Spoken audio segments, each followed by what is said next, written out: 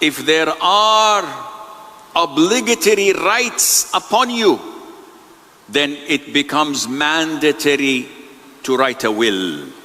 So for example, every beginning of the year in Muharram, I give my zakat. Nobody knows about my zakat. So I should write in my will, if I were to die in Ramadan, then you have to know when my zakat is, so that you would give the zakat in Muharram if you do not distribute the inheritance, because it's mine. Sometimes I may die after Muharram without giving zakat. Write in your will, I've delayed my zakat till the month of Safar. If I die, then this is a debt to Allah. Sometimes I make something that needs expiation, needs kafara, and I don't pay it off.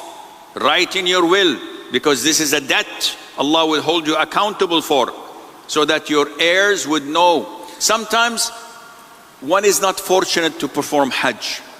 So he's 50 years of age, never performed Hajj. Write in your will, that's one of my heirs, or a proxy should be given from my wealth, so that he would perform Hajj on my behalf. Also, writing a will is mandatory if there are other people's rights to me or on me.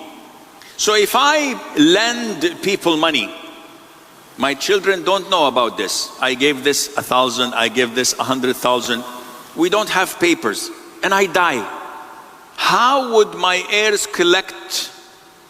So I have to write, so and so owes me this much. Here is his name, and here is his telephone number, and this is when he took the loan. Likewise, if I borrowed from people, this is a debt. I will suffer in my grave if I don't pay it off. So I have to write, I took 100,000 from so and so. This is his phone number and this is his name. If I die, contact him and give him from my wealth. And this would mean that when I die, I have a good ending, because all my rights and dues are settled, so that I won't be held accountable on the day of judgment. This is what the Prophet sallallahu alaihi wasallam said. It is not right for a Muslim man who has anything that he wants to bequeath to stay for more than 2 nights without having his will written with him. The narrator of the hadith is Abdullah ibn Umar, may Allah be pleased with him and with his father. He said, Wallahi, after this hadith, not a single night would pass without my will written next to my head. Imagine if we revise our will every night before we go to bed. How would our lives transform and change? When you write a will knowing that I may not wake up, I may die in my sleep, how would our lives be? We would be more righteous, more fearing of Allah Azza wa Jal, more respectful to others. Writing a will and allocating 1/3 or less is a highly recommended sunnah, unless your heirs are needy and you don't leave a lot of wealth. Yes, someone who has a lot of money, it is recommended to allocate 1/3. Because even after allocating 1/3, your offspring, your heirs would have enough money to make them well off. But if they're poor and you have little, the Prophet says alayhi salatu wassalam. And this hadith was addressing Sa'd ibn Abi Waqqas, one of the 10 heaven-bound companions. He, may Allah be pleased with him, felt sick and ill and thought he was going to die.